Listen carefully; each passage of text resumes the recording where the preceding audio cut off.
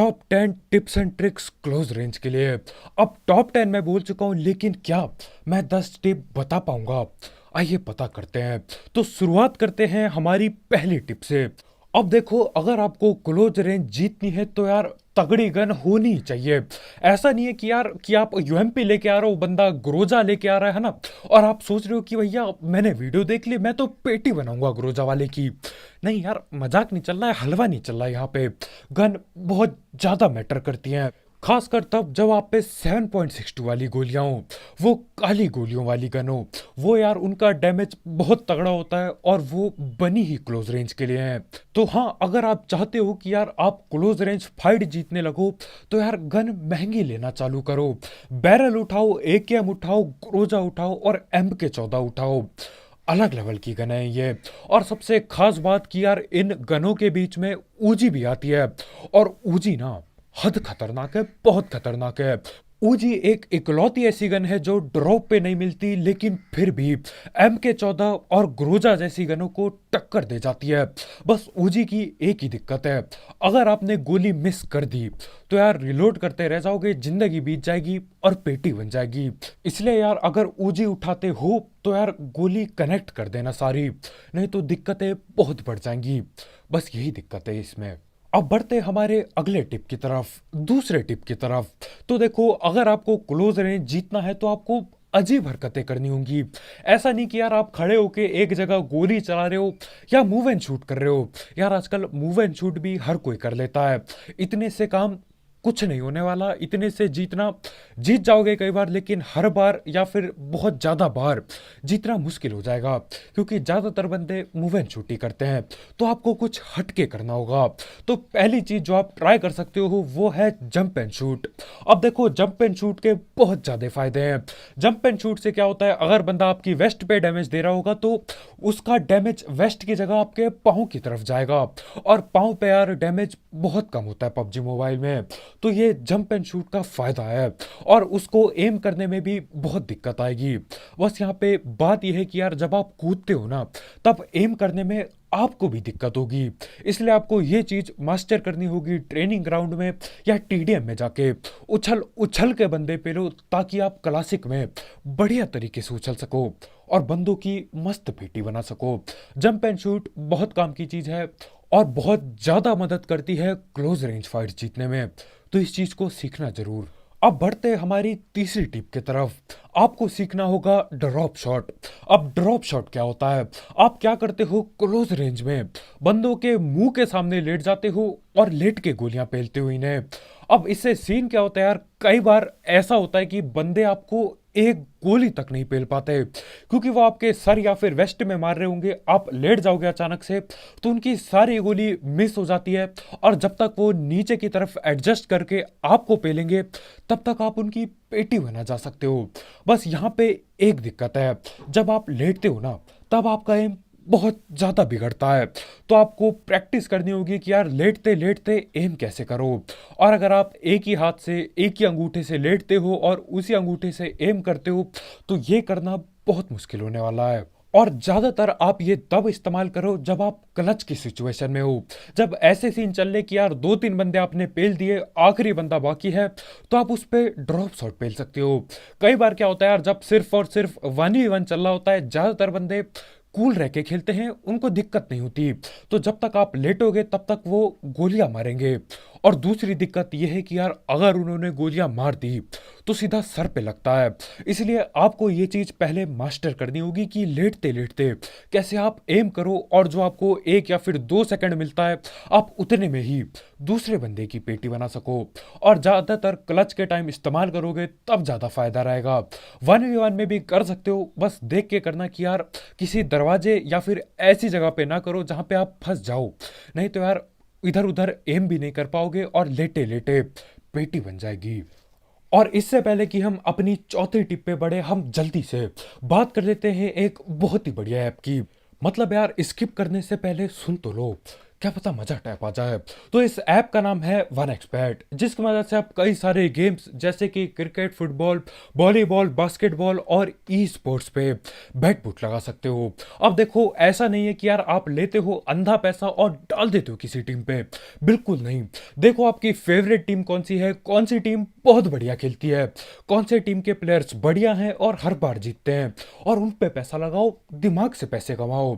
और अगर आपको ये नहीं करना तो इसमें कई सारे मिनी गेम्स भी हैं, तो आप मिनी गेम्स खेल के भी पैसे कमा सकते हो। साथ ही साथ इसकी सबसे बढ़िया बात यह है कि यार आपको आपके पहले डिपॉजिट में मिलता है 7,000 रुपये तक का बोनस या फिर 100% बोनस। तो देखो, अगर आप 7,000 रुपये डिपॉजिट करते हो, एग्जाम्पल है ये एक, तो आपको 14,000 रुपये मिलेंगे और आप उनसे और भी पैसे कमा सकते हो। और जीते हुए पैसे विड्रॉ करना बिल्कुल आसान है, क्योंकि इसमें पेटीएम, पेपाल, गूगल पे सब कुछ अवेलेबल है। आप आराम से विड्रॉ कर सकते हो, बिल्कुल ट्रस्टेड वेबसाइट है। तो हाँ यार, अगर आपको इस सब चीज़ का शौक है, इस ऐप को ट्राई करके देखो। इसकी लिंक कमेंट सेक्शन में होगी, बिल्कुल टॉप में। और अगर आप हमें सपोर्ट करना चाहते हो और भी ऐसे वीडियोस के लिए, तो देखो, पैसे डिपॉजिट करना जरूरी नहीं है, आप बस रजिस्टर कर सकते हो और उससे भी हमें काफ़ी हेल्प मिलेगी।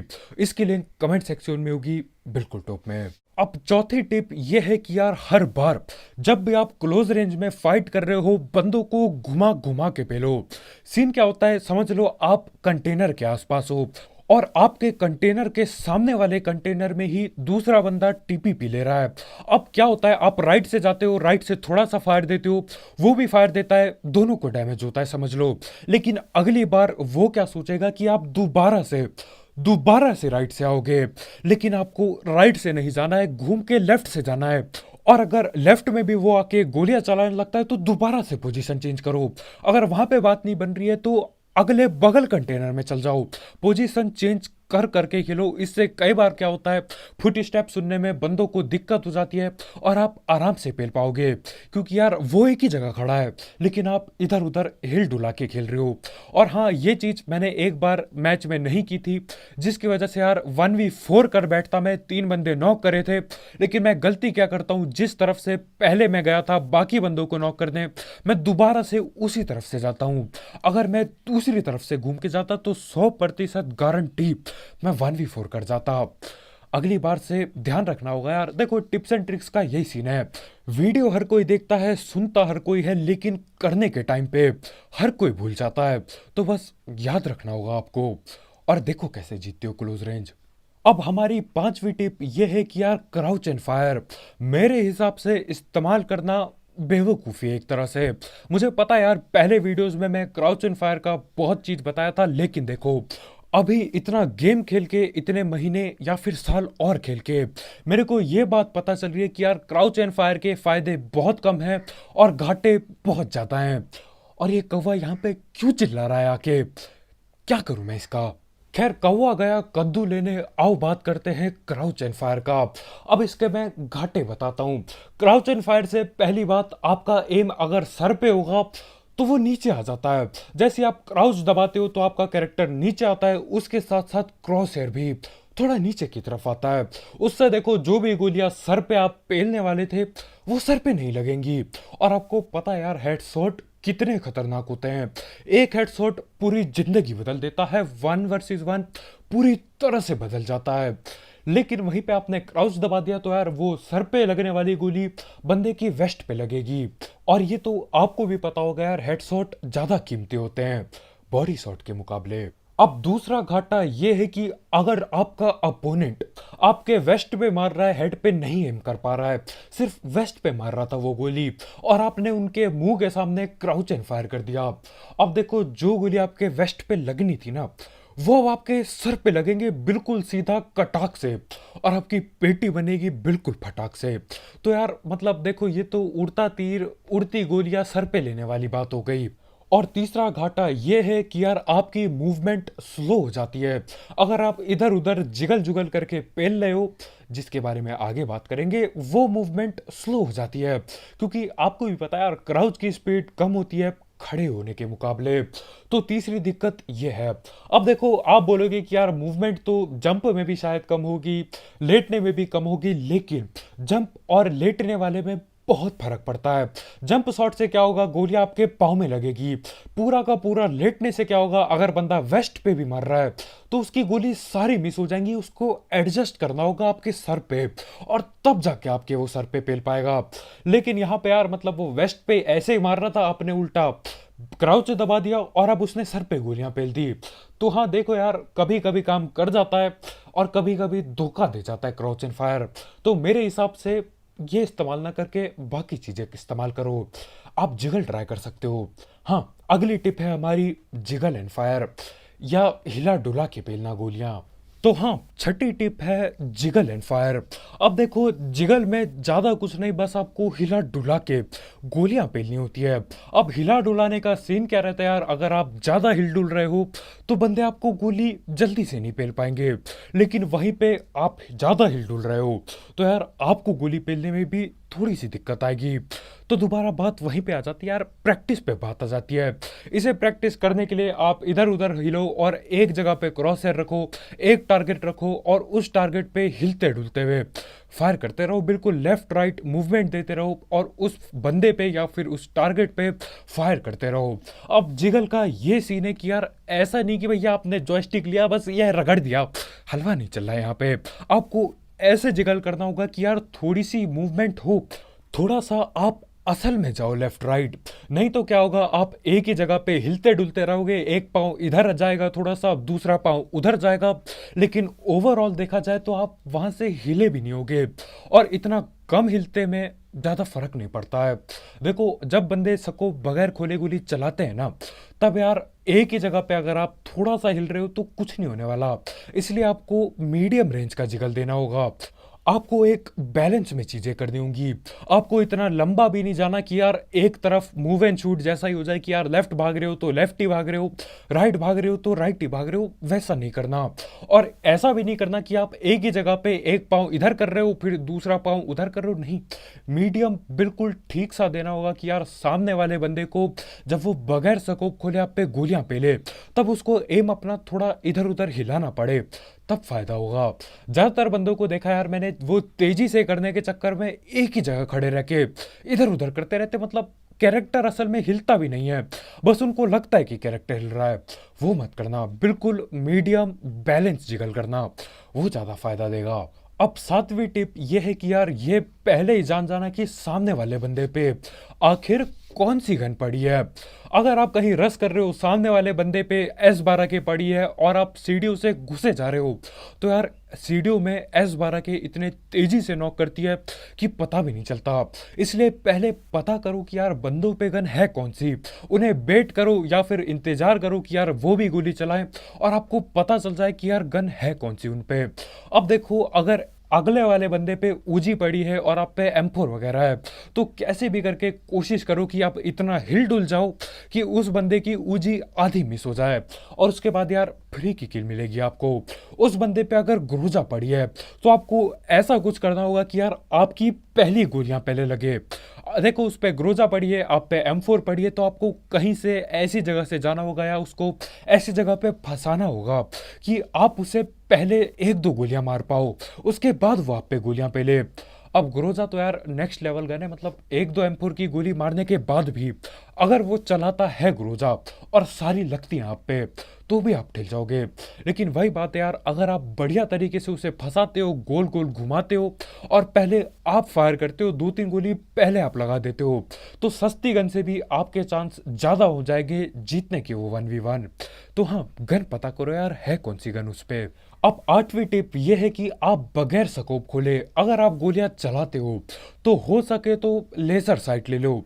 मेरे हिसाब से यार दो दो ग्रिप लेके चलो बैग में, एक ऐसी ग्रिप जो आपकी दूर स्प्रे देने में मदद करे और एक ऐसी ग्रिप जो आपको क्लोज रेंज में मदद करे, खासकर तब जब दूसरी गन आप पे बोल्ट एक्शन पड़ी हो, जैसे कि कार 98 या फिर AWM।